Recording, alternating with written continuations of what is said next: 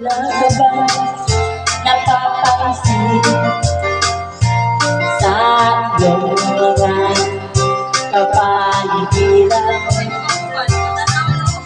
Ay dumi na ng hangin, pati na ang mga ilog natin. Hindi na masama ang pag-unlad at malayo-layo na rin ang ating narating.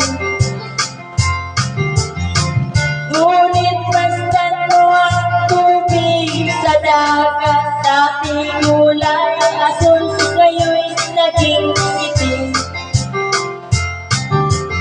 Ang mga duming ating ikinalat sa hangin, sa langit, huwag na natin paabutin.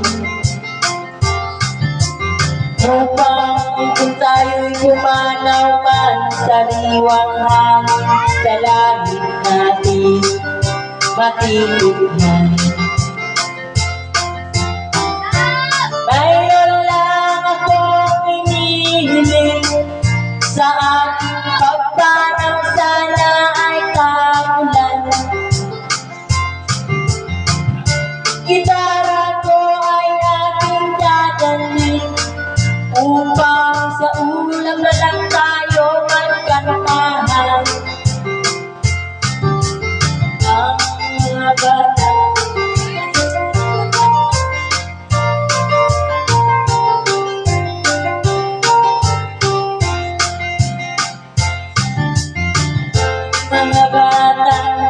ngayon lang isinilang, may hangin pa kayang may mga puno pa kaya silang aangyatin, may mga ilog pa kayang lalamuyan. Bakit di natin pag-isipan ang nangyayari sa ating kapaligiran? Hindi nga masama ang pag-unlad, kundi rin nakakasira rin ng kalikasan. Di ang panahon, mga ibong galat ay wala nang madadapuan.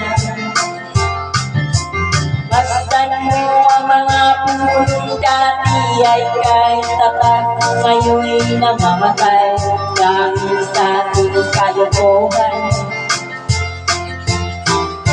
Lahat ng bagay na narito sa lupa, biyayang galing sa Diyos, ang ika'y wala pa.